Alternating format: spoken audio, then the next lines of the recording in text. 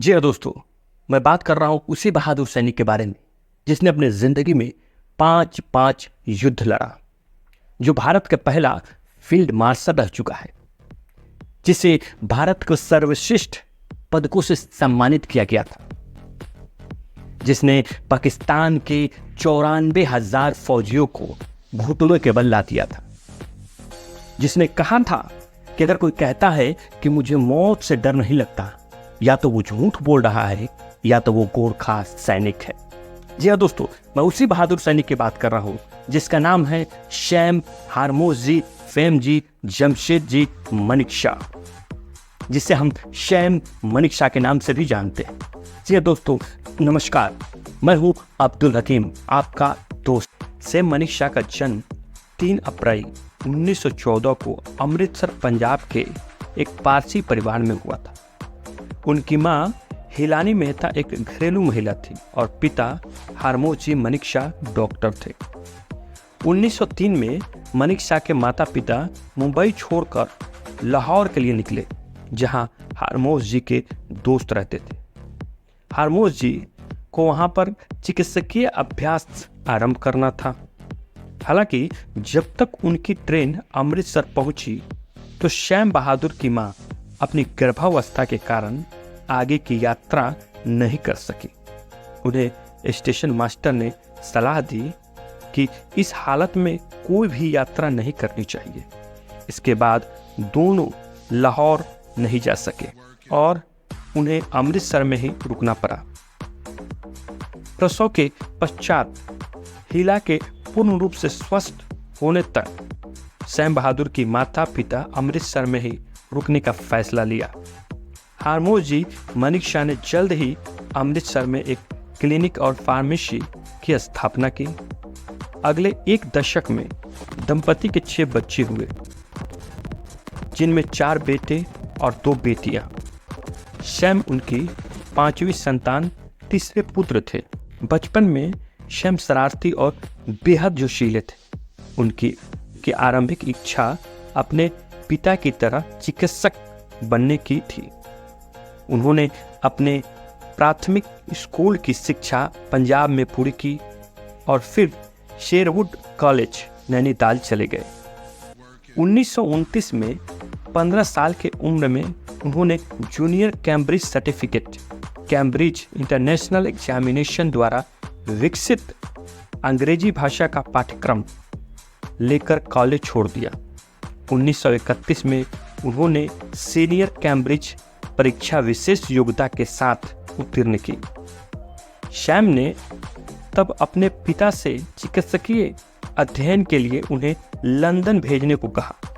Sham के पिता ने उन्हें मना कर दिया क्योंकि उनकी उम्र अधिक नहीं थी।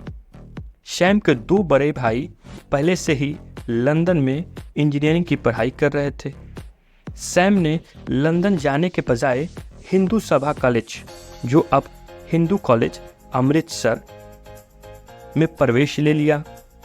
वह अप्रैल 1932 में पंजाब विश्वविद्यालय लाहौर द्वारा आयोजित परीक्षा में विज्ञान में 3य श्रेणी से उत्तीर्ण हुए। अपने पिता द्वारा उन्हें लंदन भेजने से इनकार किए जाने के बाद मानेकशॉ ने 1 अक्टूबर 1932 को ब्रिटिश इंडियन आर्मी ज्वाइन की। द्वितीय विश्व युद्ध शुरू होने से समय 4 फरवरी 1942 को अंग्रेजी सरकार द्वारा शैम बहादुर को कैप्टन बनाकर बर्मा में सितांग नदी पर पोस्टिंग दी गई। मानेकशॉ उस युद्ध में अपनी बहादुरी के लिए पहचाने गए। बर्मा के ही सितांग नदी के पास एक प्रमुख स्थान पगोडा पहाड़ी है, जो जापानी सैनिकों के कब्जे में थी। जापानी सैनिक ने शैम बहादुर के टीम के साथ सिख सैनिकों को मार गिराया। स्थानिक सैनिकों ने शैम बहादुर के टीम के आधे से अधिक सैनिकों को मार गिराया था। फिर भी शैम बहादुर अपनी जान की बिना परवाह किए अपने टीम को आगे लेकर बढ़ते रहे। जापानी सैनिकों से युद्ध के दौरान ही मशीन गन से शैम बहादुर को 7 गोलियां लगने के बाद वो गंभीर रूप से घायल हो गए। लेकिन जब तक पगोड़ा पहाड़ी से जापानी सैनिकों को मार नहीं भगाया तब तक लड़ते रहे। युद्ध के दौरान श्याम बहादुर के अर्दली मेहर सिंह को जब श्याम बहादुर का खून से लटपट मिले तो मेहर सिंह श्याम को अपने कांधों पर उठाकर से लेकर लगभग 14 मील पैदल चले। युद्ध के मैदान मानेकशॉ के बचने की संभावना बहुत कम थी, लेकिन मेहर सिंह बदेशा ने डॉक्टर को उनका इलाज करने के लिए मजबूर किया। मानेकशॉ के होश में आने पर सर्जन ने पूछा कि उन्हें क्या हुआ था, तो उन्होंने जवाब दिया कि उन्हें खच्चर ने लात मारी थी। मानेकशॉ के मजाकिया जवाब से प्रभावित होकर डॉक्टर ने उनका इलाज किया। मानेकशॉ के फेफड़े, लीवर और किडनी से 7 गोलियां निकाली गई। उनके आंतों के कुछ हिस्से भी निकाले गए। 1947 में भारत की आज़ादी के बाद श्याम बहादुर को गोरखा राइफल्स के कमांडिंग ऑफिसर के रूप में तैनात किया गया। 22 अक्टूबर 1947 को मानेकशॉ के नए नियुक्ति पर जाने से पहले पाकिस्तानी सेना ने कश्मीर में घुसपैठ कर ली। दुमैल तथा मुजफ्फराबाद पर कब्जा कर लिया। अगले ही दिन जम्मू और कश्मीर के महाराज हरि सिंह ने भारत से मदद की गुहार लगाई। 25 अक्टूबर को भारत सरकार ने मानेकशॉ और राज्य विभाग के सचिव बीपी मेनन के साथ श्रीनगर गए। मेनन महाराज हरि सिंह के साथ रुके और मानेकशॉ ने कश्मीर की स्थिति के हवाई सर्वेक्षण किया।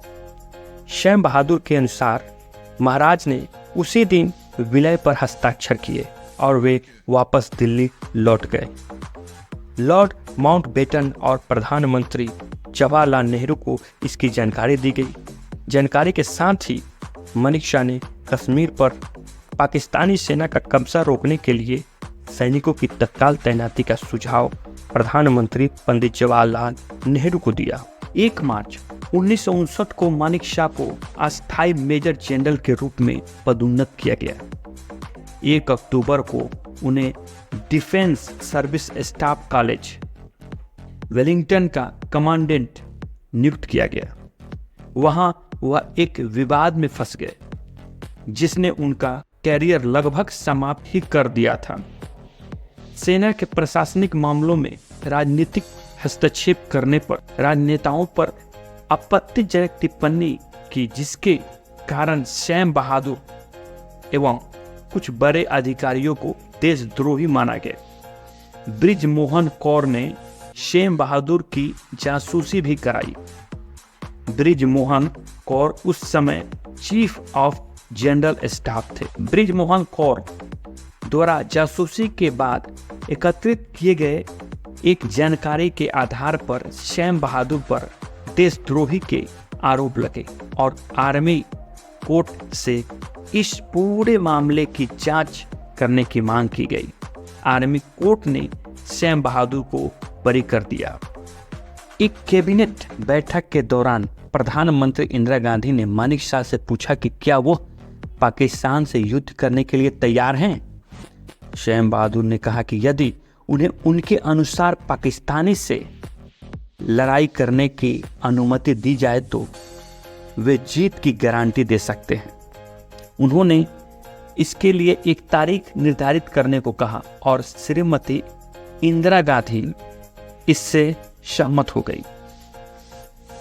तब श्याम मानेकशॉ ने 1971 में भारत पाकिस्तान युद्ध का कमान अपने हाथों में लिया और योजनाबद्ध तरीके से पाकिस्तान पर चढ़ाई करते चले गए। अंततः पाकिस्तान के 94,000 सैनिकों को आत्मसमर्पण करने पर मजबूर कर दिया। 94,000 सैनिकों को आत्मसमर्पण कराया गया। उसी वक्त भारत ने ये विजय गाथा लिखी। भारत ने 1971 का युद्ध जीत लिया और 1971 का युद्ध जीतने के साथ ही भारत ने एक और कहानी लिखा, पाकिस्तान के 2 हिस्सों में कर दिया, जिसे आज हम बांग्लादेश के रूप में जानते हैं। उसी वक्त 1971 में ही बांग्लादेश का जन्म हुआ। श्याम बहादुर ने 22 अप्रैल 1939 को मुंबई में सीलो बोडे से शादी की। 1937 में लाहौर के एक सार्वजनिक समारोह में शैम की मुलाकात सीलो बोडे से हुई थी। मानिक शाह के 94 वर्ष के आयु में 27 जून 2008 की सुबह 12:30 तमिलनाडु के वेलिंगटन के सैन्य अस्पताल में मृत्यु हो गई। उन्हें निमोनिया तथा फेफड़े संबंधी बीमारी हो गई थी और वे कोमा में चले गए थे। कहा जाता है कि उनके आखिरी शब्द थे, मैं ठीक हूँ। उन्हें तमिलनाडु के उदयंक मंडलम ऊटी में पारसी कब्रिस्तान में उनकी पत्नी की कब्र के बगल में सैन्य सम्मान के साथ दफन किया गया था।